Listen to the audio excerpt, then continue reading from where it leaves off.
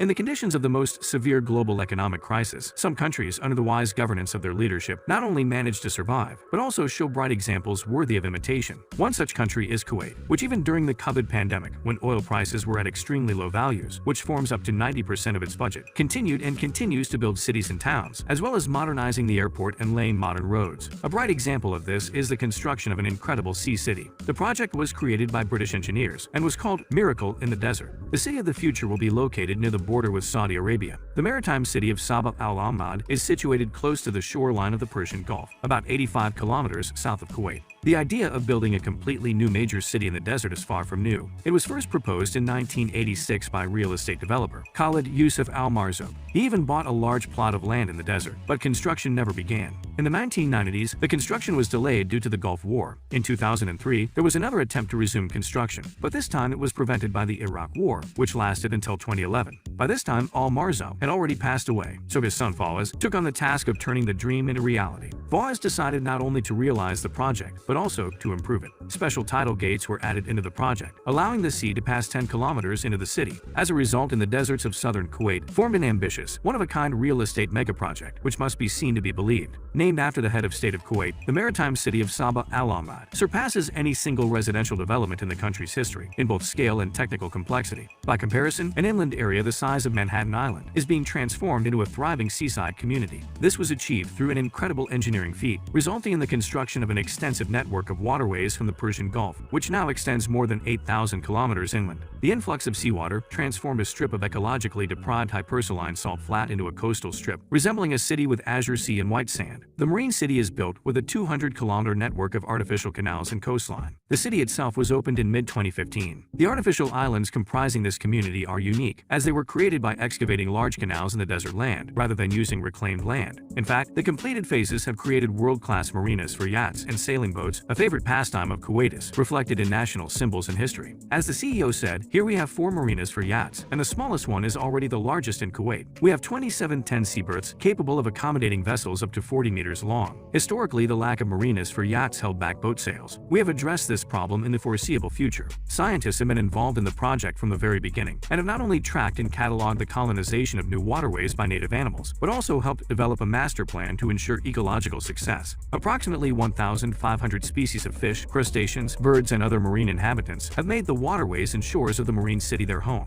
Mangrove trees and a variety of salt-tolerant plants have been planted along the shores of Sea City to stabilize the coastline and provide a habitat for the thriving ecosystem. New species have even been discovered and named by the scientific community. In essence, this means greening the desert, a dream cherished by both Kuwaitis and other Persian Gulf residents. The first phase of construction. The project was opened to the sea in 2004 and is in the middle of a 25-year construction period with 10 planned stages. Many experts believe that the project will fail as Kuwait is not considered an ideal place to live. Nevertheless, Fawaz is determined to continue his father's work. The exact cost of the project is unknown, but those close to Fawaz report that he has spent billions of dollars. It should be noted that the marine city is not the only project. Fawaz is actively financing the construction of Soak City on Bubian Island, near the Iraqi border. He is confident that the city will be home to at least 250,000 people in the coming years. The main industries that will sustain the city are oil extraction, trade, and fishing. He also plans to open the largest shopping center in the city for the richest people in the world. Thus, he is going to attract investments to the Sea City. More than 2,500 highly skilled workers from 20 countries, capable of enduring hot conditions, are involved in the project's implementation. Most of them came from India. Engineers noted that the amount of asphalt used would be enough to cover 703 football fields. Scientists used a special type of asphalt that will not melt under the sun. To supply electricity to the city, 1,200 kilometers of high-quality cables were laid. There are also 2 natural tidal streams on the site, and of the 6,400 hectares of land intended for development, 50% are salt marshes. To create spaces for development along the seaside, it was necessary to redirect seawater up to 5 kilometers inland and then back into the Persian Gulf while maintaining its quality. A team of water resource specialists worked on modeling tidal flows in 2 existing streams. The planned locations have 2 additional inlets and an extensive network of waterways. With an average tidal range of only 2 meters, it was clear that innovative solutions would be required for adequate flushing without costly pumping infrastructure. Active recreation also posed specific demands on the design, as excessive water velocity could pose a threat. Detailed hydrodynamic modeling and evaluation of tidal flushing flushing characteristics allow the design team to improve the waterway system, resulting in a natural flushing of the coastal habitat. Since everything is achieved solely through tides and without pumps, there is no need for additional energy sources. Along with the desired coastal development to accommodate the growing population, a complete urban environment with full engineering infrastructure, water bridges, and treatment facilities had to be developed. The developed infrastructure is sufficient to meet the needs not only of early settlement, but also of a thriving community. Continuous monitoring of water quality proves that there is little difference between the water within the system and the open water in the Gulf, even at the system's edges. Moreover, the original hypersaline streams, which were once almost devoid of life, are now home to a very healthy marine ecosystem, including 5 recently discovered species. Sabah Al Ahmad Sea City is a unique and attractive water complex that integrates local and cultural traditions, mitigates harsh environmental conditions through high-quality construction, and includes a natural lagoon with decent waters and a network of waterways. It sets high standards for coastal development in the Middle East and stands as Kuwait's first coastal project in its inland waters and the largest in the Persian Gulf region.